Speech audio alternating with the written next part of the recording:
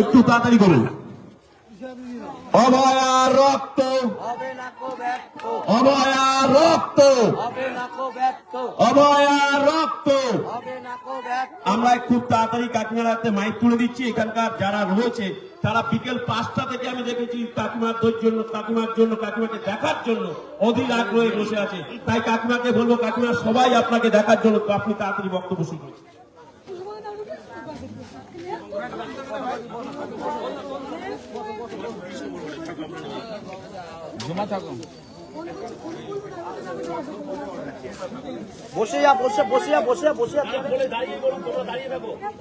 উপস্থিত সবাইকে এবং আমার অনেক সহযোদ্ধা এবং এই মাইকের আওয়াজ যতদূর যাচ্ছে তত দূরের মানুষকে আমি শ্রদ্ধা, ভালোবাসা এবং বড়দের প্রণাম জানিয়ে আমি অনেকটা দেরি করেছি। আপনাদের অনেক দেরি বসে থাকতে হয়েছে আমার জন্য, কিন্তু আমার সঙ্গে একজন দেখা করতে এসেছিলেন, সেই জন্য আমার দেরি হয়েছে।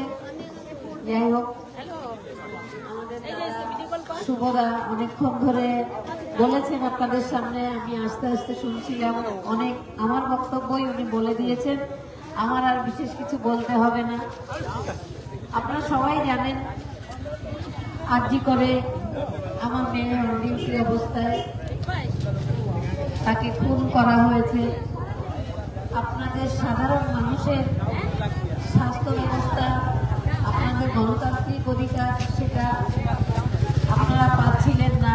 তাই আমার মেয়ে মাফিয়াদের বিরুদ্ধে গিয়ে লড়াই করেছিল, প্রতিবাদ করেছিল। তাই তাকে পৃথিবীতেই আর বাঁচতে দেওয়া হয়নি, নিয়ে যাওয়া হয়েছে তাকে।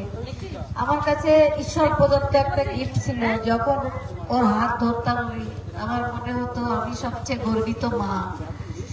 এখন আমার সব আছে, ও সব দিয়ে গেছে, কিন্তু মনে হয় যেন আমার থেকে গরিব আর কেউ নেই এই পৃথিবীতে।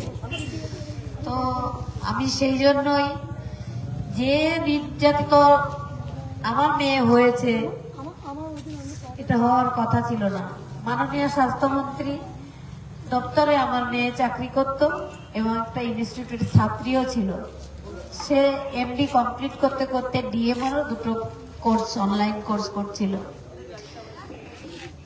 এরকম একটা মেধাবী কৃতি ডাক্তার, তার খুন হলো, ধর্ষণ হলো। মাননীয় নিজে বলেছেন তিনি নাকি সারা রাত জেগে বিনীত গোয়েলের সঙ্গে মিনিটস টু মিনিটস কথা বলেছেন। আর আমরা যখন হসপিটালে গেছি, আমার ওই মৃত রক্তাক্ত মেয়েটার মুখটাও দেখতে পারিনি যতক্ষণ না মুখ্যমন্ত্রী আমাদের সঙ্গে কথা বলেছেন। তার মানে মুখ্যমন্ত্রীর নির্দেশ ছাড়া আমার মেয়ের ওই খুনটাও হয়নি, তথ্য প্রমাণ লোপাটটাও হয়নি, সবকিছু মুখ্যমন্ত্রীর নির্দেশ মেনেই হয়েছে। মুখ্যমন্ত্রী মানে আমাদের স্বাস্থ্যমন্ত্রী, তিনিই আমাদের পুলিশ মন্ত্রী। সমস্ত কিছু তথ্য যেন কোনো কিছু ধরা না পড়ে, সেই চেষ্টাটাই করেছেন। ওই চেষ্টাটা যদি মাননীয় যারা অপরাধটা করেছে তাদের ধরার জন্য করতেন, আমি কিন্তু এতদিন বিচারটা পেয়ে যেতাম। মেয়ে আমার ঘরে আসবে না, কোনোদিনও মা বলে ডাকবে না, কিন্তু বিচারের জন্য আর দাঁড়ে দাঁড়ে ঘুরতে হতো না। আমি high court, lower court, supreme court সব জায়গায় ঘুরেছি, কেউ বিচারটা দিতে পারেনি সঠিক বিচার। কেউ কেউ বলছে বিচার তো হয়ে গেছে, ওনারা কেন ওরকম করছেন। আমি তাদের উদ্দেশ্যে বলি, তাদের ঘরের মেয়ের যদি এরকম পরিস্থিতি হতো, আমি চাই না কোনোদিনও কারো, আমার শত্রুরও যেন এরকম না হয়। তো তাদের ঘরে হলে তারা কি বিশ্বাস করতো যে এই সঞ্জয় এক মাতাল লম্পট, সে গিয়ে একজন অন ডিউটি ডাক্তারকে খুন করেছে? কেউ মানে না। এই যে 5 বছরের একটা শিশু, সেও বোঝে, শুধু বোঝেন না আমাদের স্বাস্থ্যমন্ত্রী, কারণ ওনার নির্দেশেই সবকিছু হয়েছে। তাই আমার যদি কেউ শত্রু থাকে, সে আমার মুখ্যমন্ত্রী। তো আমি লড়াই করছি সেই মুখ্যমন্ত্রীর বিরুদ্ধে। আমাকে আমাদের শ্রদ্ধেয় প্রধানমন্ত্রীজি এসেছিলেন পানিহাটিতে। আমি বিগত 20 মাস ধরে প্রথম দিন থেকে চেষ্টা করেছিলাম আমাদের মোদিজির সঙ্গে দেখা করতে, কিন্তু সেই স্বপ্নটা আমার পূরণ হয়েছে। উনি আমার মাথায় হাত রেখে বলেছেন যে আপনি খুব সাহস দেখাচ্ছেন, খুব সাহসের সঙ্গে লড়ছেন আপনি। তারপরে আমি যখন বললাম আমার মেয়ের বিচার আমি চাই, ন্যায় বিচার, আমার মেয়ের মুখ দেখাতে চাই, আমার মেয়ের নাম প্রকাশে আনতে চাই, কারণ ও শুধু এত পরিশ্রম করত। মা, আমার নামের পরে যেন অনেক ডিগ্রি থাকে, আমি টাকা পয়সা চাই না কিছুই। তো এমন একটা প্রতিভাময়ী ছিল আমার মেয়ে। আমি 14 তারিখ যখন রাত দখল হয়েছিল, আমাকে অনলাইনে টিভিতে নিয়েছিল, আমি দেখেছি, তখন দেখে কেঁদেছি। ওকে প্রণাম করে আমি বলেছি, মা তুই, তোর যে এত শক্তি, তুই এতদিন আমার কাছে ছিলি, আমি বুঝতে পারিনি মা হয়েও তুই সারা বিশ্বকে জাগিয়ে দিয়ে গেলি, নাহলে তো আমরা জানতেই পারতাম না যে বাঙালিরা এখনো প্রতিবাদ করতে জানে। এটা আমার মেয়ে সারা বিশ্বকে তার প্রতিবাদ শিখিয়ে দিয়ে গেছে, প্রতিবাদের ভাষা জাগিয়ে দিয়ে গেছে মুখে। আমরা দেখেছি ইস্ট বেঙ্গল, মোহনবাগান, মোহামেডান এক হয়ে জাস্টিস ফর আরজি কর স্লোগান দিচ্ছে। এমন একটা মর্মান্তিক মৃত্যু যে 5 বছরের শিশু ঘর থেকে বেরিয়ে এসেছিল উই ওয়ান্ট জাস্টিস বলে, আর 80 বছরের বৃদ্ধা, তারা অক্সিজেন ছাড়া চলতে পারেন না, তিনিও হুইল চেয়ারে এসে রাস্তায় নেমে প্রতিবাদ করেছিলেন।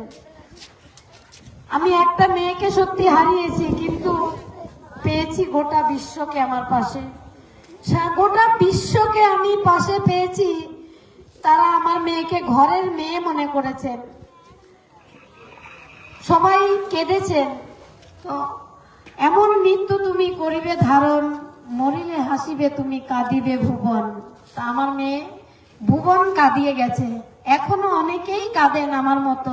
আমি তো মা, কিন্তু আপনারা মা না হয়েও, আমার পরিবারের লোক হয়ে অনেক কাঁদেন এখনো।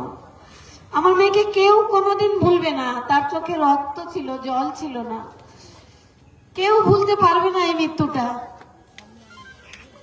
কারণ তার যে মানবতা, তার যে পেশেন্টদের প্রতি ভক্তি, শ্রদ্ধা, ডাক্তারিটা ছিল তার সাধনা,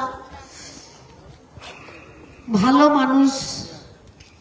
অনেক ডাক্তার বলেছেন আমাকে, এই যে ছোট্ট মেয়েটা, আমাদের ছোট্ট ছোট্ট স্বার্থের জন্য আমরা কম্প্রোমাইজ করেছি, আমরা চুপ করে থেকেছি, তাই আজকে আমরা এই মেয়েটাকে হারিয়ে ফেলেছি। এগুলো আমি বলিনি, এগুলো ডাক্তাররা বলেছেন। তো হারিয়ে তো ফেলেইছি, এখন যদি শত ঘরে বসে কাঁদি, মেয়েটা আমার আর এসে বলে না মা কি রান্না করেছো, ভাত বাড়ো আমি আসছি। বলে না মা তোমার হাত ধরে কতদিন রাস্তায় হাঁটিনি, তোমার হাত ধরে হাঁটতে আমার খুব ভালো লাগছে, হেঁটেই চলো। এমনও বলে না যে মা গাড়িটা কিনেছি, আমি হসপিটালে যাই আর বাড়িতে আসি, তোমাদের নিয়ে কোথাও ঘুরতেও যেতে পারলাম না, নভেম্বর মাসে আমরা অনেক ঘুরবো। সেই নভেম্বর মাসটা এসেছে, কিন্তু মানুষটা আর আমার মধ্যে নেই। এই যে নেই, এটাই আমি ভাবতে পারি না। ওই আমাকে চালনা করে, ও আমার মধ্যেই আছে। এবং যারা এখানে সবাই আন্দোলন করেন, তাদের প্রত্যেকের মধ্যে আমার মেয়ে রয়েছে। প্রত্যেকের এই কান্না জলের, চোখের জলের ভাষা আমি বুঝতে পারি, তাদের মধ্যেই রয়েছে আমার মেয়ে। আর যারা আমাকে কটু কথা বলেন, তাদের আমি ঠাকুর, মা সারদা দেবী, স্বামী বিবেকানন্দের কথাই বলি, তাদের চৈতন্য, তাদের ঘরে যে এরকম ঘটুক এটা আমি বলবো না কখনো। আমি বলি তাদের চেতনার উদ্বেগ হোক, তাদের মানসিকতা জাগুক, মানবিকতা জাগুক। আপনারাও যারা এখানে অভিভাবক, বাচ্চাদের শেখাবেন মানবিক হওয়ার জন্য, মানুষকে ভক্তি শ্রদ্ধা করার জন্য। তাহলে তারা বড় যদি হয়ে ওঠে মনুষ্যত্ব নিয়ে, তাহলে তারা কোনোদিন খারাপ রাস্তায় যাবে না। বড় হয়ে ডাক্তার, ইঞ্জিনিয়ার তারা এমনিতেই হবে যদি ভালো মানুষ তৈরি হয়। তাই আপনারা শেখাবেন, কারণ শিক্ষাটা নেই আমাদের, শিক্ষাটা স্কুলে তালা পড়ে গেছে। আমাদের রাজ্যটা একটা নেই রাজ্য হয়েছে, আমাদের পানিহাটিটা তো হয়েছেই, সঙ্গে আমাদের রাজ্যটাও নৈরাজ্য নয়, নেই রাজ্য। কি আছে বলুন তো? আছে চোর, দুর্নীতিবাজ, কয়লা চোর, গরু চোর, কি চোর, সব কিছু চুরি হয়ে গেছে আমাদের। শুধু কিছু দান ভাতা এগুলো আপনারা ভাববেন না যে উনি দেয়, এগুলো আমাদের ট্যাক্সের টাকা থেকেই আসে। আর আমার মেয়েটাকে খুন করে সেই তথ্য প্রমাণ লোপাট করে ওই কপিল সিব্বলকে যে এতগুলো টাকা দিয়ে সুপ্রিম কোর্টে পাঠাচ্ছেন অপরাধীদের আড়াল করার জন্য, সেটাও আমাদের ট্যাক্সের টাকা দিয়েই পাঠাচ্ছেন। তো কি আছে যে এই তত্ত্ব যে সেটা আড়াল করছেন মাননীয়, সেটা আমরা জানতে চাই। তাই আমি সবাইকে বলি, সবাই মিলে আমরা জানবো সেই দুর্নীতির শিকড় কত দূরে, সেই দুর্নীতির মূলটা উপড়ে না ফেলতে পারলে আমরা কেউ ভালো থাকবো না আগামী দিনে। তাই আগামী দিনে ভবিষ্যৎ প্রজন্মের জন্য আমি একটা সুস্থ সমাজ যদি আমি দিয়ে যেতে পারি, সেটাই আমার হবে সার্থক।